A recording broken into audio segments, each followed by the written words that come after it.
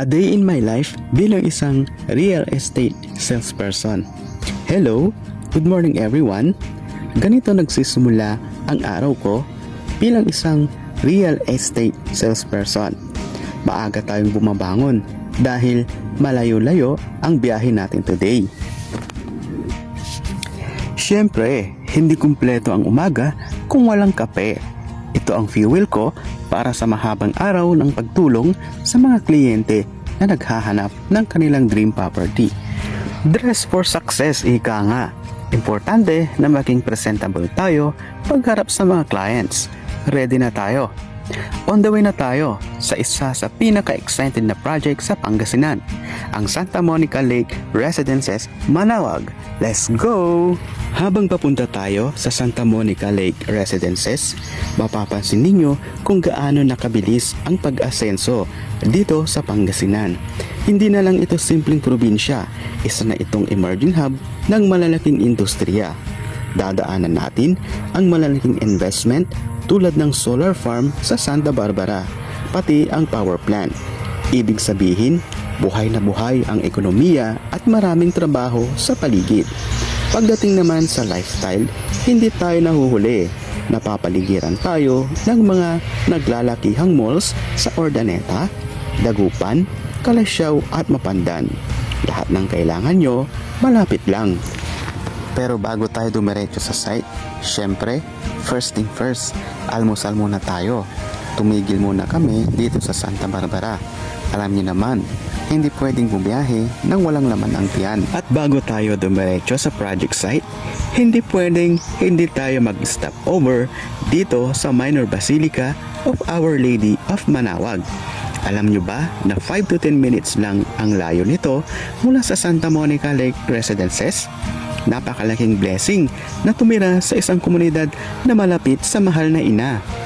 Dito, bawat linggo, kasama ang buong pamilya, madali tayong makakapagsimba at makakapagpasalamat. Hindi mo na kailangang bumiyahe ng malayo para maramdaman ang kapayapaan ng loob. Kaya naman, para sa ating mga kababayan, lalo na sa mga OFW na deboto ni Apo Bakit, ito na ang sign na hinahanap mo. A home that is close to your heart and close to her. Alam nyo ba, noong taong 1600, ang mga parang Agustinians ang nagtayo ng unang kapilya ng Santa Monica, ang orihinal na pangalan ng Manaoag. Nakatayo ito noon sa mismong sementeryo ngayon. Noong 1605, kinuha ito ng mga Dominicans mula sa Mangaldan. At noong 1610, si Padre Tomas Jimenez ang naging unang residenteng pari rito. Noong 1610, may isang magsasaka na nakarinig ng tawag ng isang birhen sa itaas ng puno. Doon itinayo ang simbahan. Ang tawag sa lugar ay Manaoag, mula sa salitang Pangasinan na mantawag o tukol. Dito sa lugar na ito, mahigit 400 taon na ang nakalipas. Marami ng himala ang naganap sa lugar na ito na nagbibigay ng pag-asa sa marami. Ang orihinal na imahen ng Birhen ng Santo Rosario de Manaoag na nakaluklok sa altar ng simbahan ay gawa sa ivory na dinala mula sa Espanya ng isang pare na si Juan de Jacinto noong ika-17 siglo. Alam nyo ba na bago pa nakilala ang bayan na ito bilang Manaoag, ang orihinal na pangalan nito noong 1600 ay Santa Monica? Dito nagsimula ang lahat. Noong unang panahon, ang mga pareng Agustinians at Dominicans ay nagtayo ng kapilya sa gitna ng maraming pagsubok, mula sa mga banta ng tribo hanggang sa malalakas na lindol. Noong 1898, sa gitna ng revolusyon, sinunog ang simbahan. Pero ang imahe ng mahal na birhen ay milagrong nakaligtas. Sa kabila ng mga sunog, digmaan at pambobomba noong World War II, nanatiling matatag ang debosyon sa Manaoag. At noong 1926, opisyal na kinilala ng Vatican ang mga milagro at basbas na ibinibigay ng mahal na birhen sa kanyang mga deboto.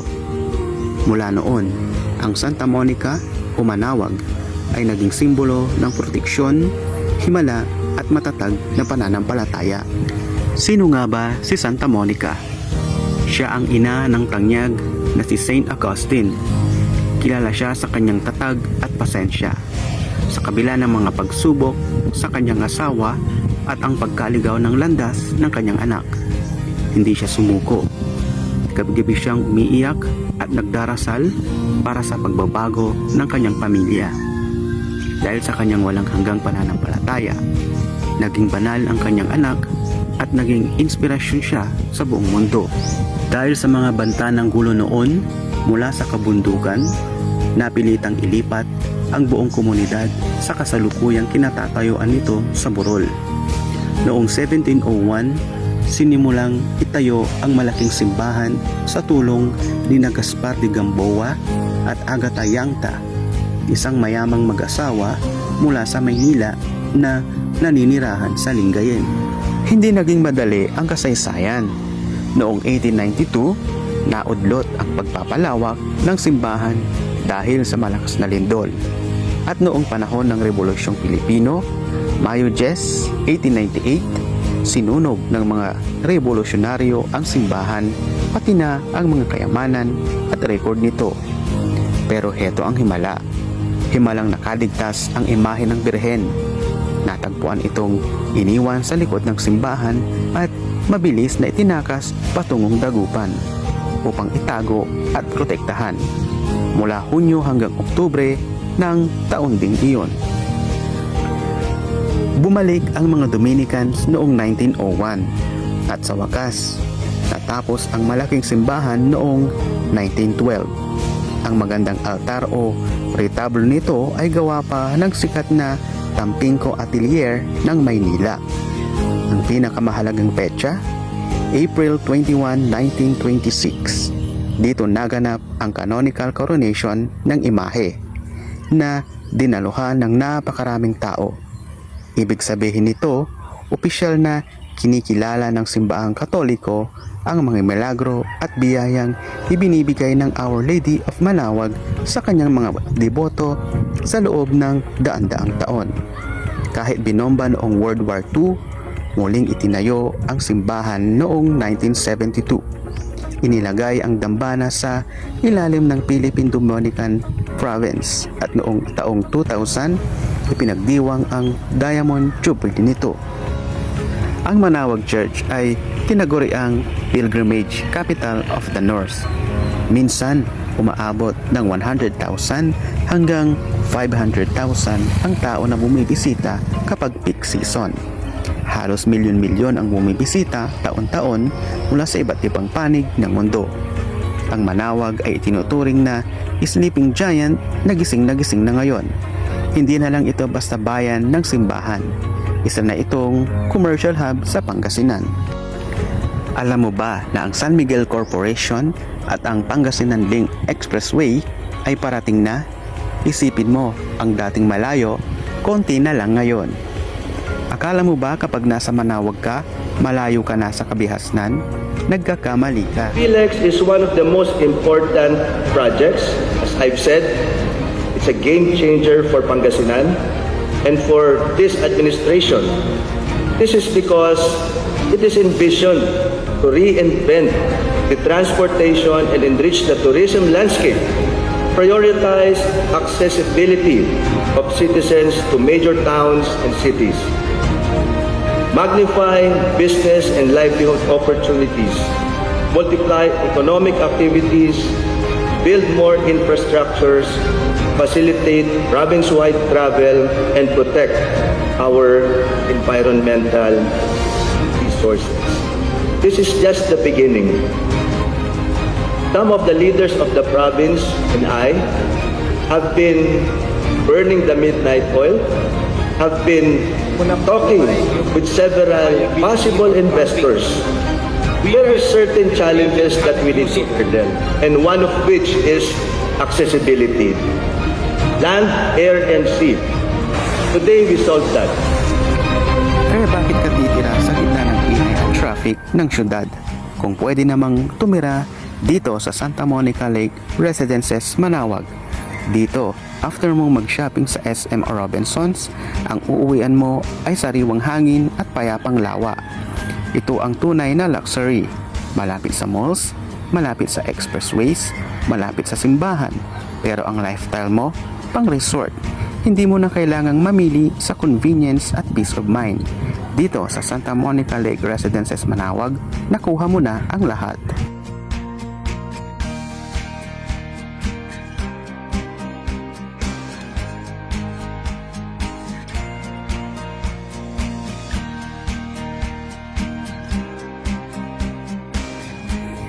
Ang hangin na galing sa lawa ay mas malinis at mas malamig o natural air conditioning. Nakakatulong ito sa mas masarap na tulog at mas maayos na paghinga. Ayon sa science, ang pagtingin sa mga blue spaces o sa tubig ay nakakababa ng cortisol level o stress hormone. Ang kagandahan sa lakefront, wala kang kaharap na bahay na haharang sa view mo. Ang bintana mo ay parang isang live painting na nagbabago ang kulay mula umaga hanggang sunset. Kaya imbes na busina ng sasakyan ang maririnig mo ay ang paghampas ng maliliit na alon at huni ng mga ibon. Iilan lang ang swerteng makakakuha ng pwesto rito sa tapat ng lake. Huwag mong hayaang maunahan ka ng iba.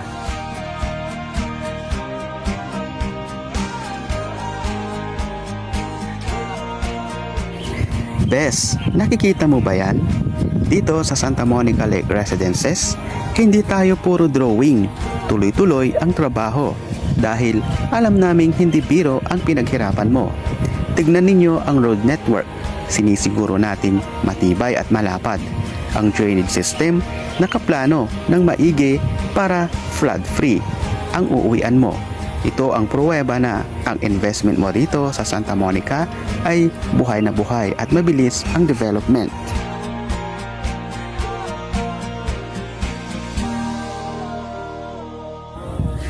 Hindi lang T-Plex at P-Lex ang naglalapit sa atin sa Maynila at Northern Luzon. Dito mismo sa Manawag, kaliwat kanan ang mga ongoing na diversion roads. Ano ang ibig sabihin nito para sa Santa Monica Lake Residences Manawag? Ibig sabihin, ang Barangay Baritaw ay magiging mas accessible na sa lahat ng bayan. Mas mabilis na biyahe, mas kaunting traffic at ang pinaka-importante, mas mabilis na ang pag-akyat ng value ng property mo. Habang ginagawa pa lang ang mga kalsada, ito na ang time para bumili ka. Don't wait to buy real estate. Buy real estate and wait.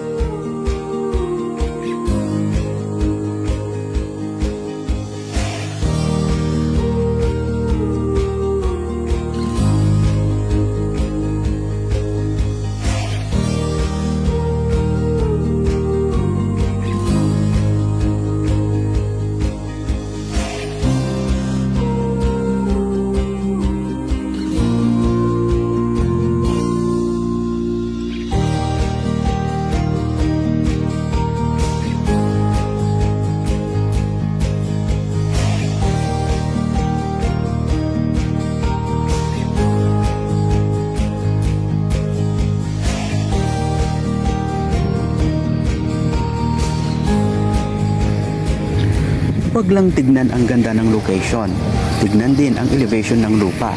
Maganda at matatag ang lupa dito, hindi malambot at hindi swampy.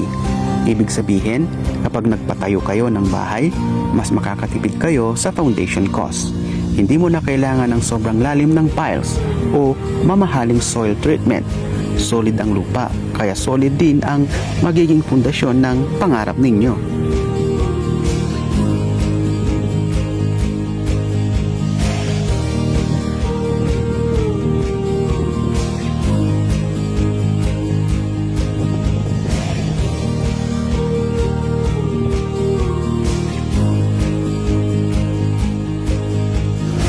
Kadalasan, kapag natapos na ang mga diversion roads at mga expressway, hindi na ganito kababa ang presyo dito. Sa real estate, ang kalsada ang nagdadala ng pera. Habang ongoing pa ang construction sa paligid ng Santa Monica Lake Residences Manawag, ito na ang window of opportunity mo. Huwag mong hintayin na matapos ang mga kalsada bago ka mag-invest dahil baka huli na ang lahat. Secure your lot in Santa Monica Lake Residences while prices are still at ground level.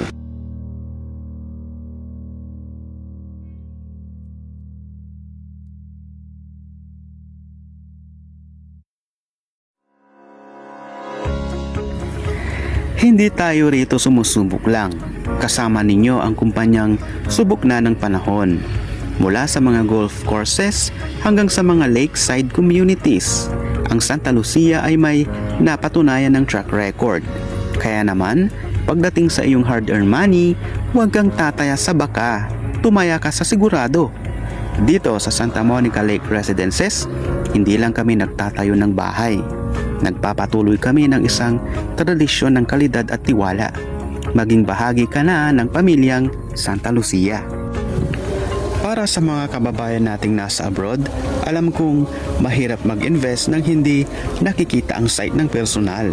Maaari po tayong mag-virtual tour para makita ninyo ang layout ng Santa Monica Lake Residences Manawag. Sa mga kababayan nating OFW, alam namin ang hirap at lungkot ng malayo sa pamilya. Pero 'di ba, kaya tayo nandoon ay para sa mas magandang kinabukasan nila. Huwag hayaan sa remittance lang mapunta ang lahat ng pinagpaguran mo. Dito sa Santa Monica Lake Residences Manawag, ang bawat dolyar o riyal na pinapadala ninyo ay nagiging matibay na pundasyon. Hindi lang ito lupa, ito ang welcome home gift ninyo sa sarili mo. Isang tahanan na hindi binabaha, malapit sa mga eskwelahan at protektado ang value.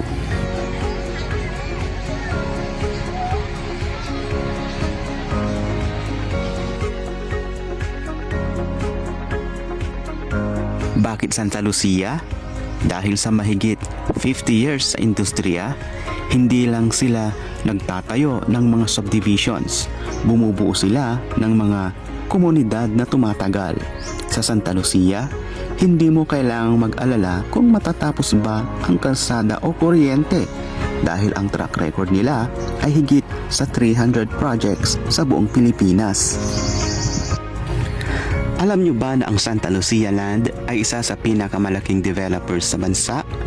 Mula Baguio hanggang Davao, may bakas ng Santa Lucia. Kapag dito ka nag-invest sa Centro Verde Bayambang, Almeria Verde Dagupan, Ciudad Verde Mangaldan, o Santa Monica Lake Residences Manawag, kasama ka sa isang network ng quality real estate. Ang value ng property mo ay protektado ng isa sa pinakamalawak na industriya ng real estate.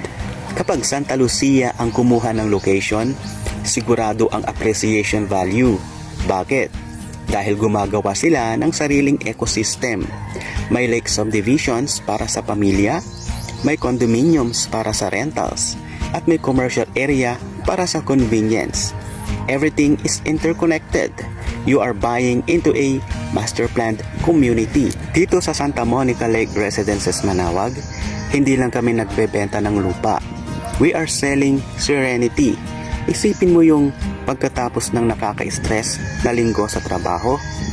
Dito ka uuwi, bubuksan mo ang bintana mo at sasalubong sa'yo ang kalmadong tubig ng lake.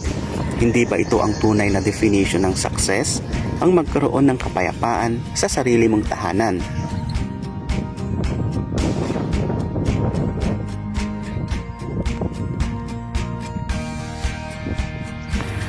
Hindi lang ito basta trabaho, ito ay misyon. Sa bawat pagbiyahe ko papuntang Manawag, bitbit ko ang pangarap ng bawat kliyente ko. Maraming puyat, pagod at sakripisyo.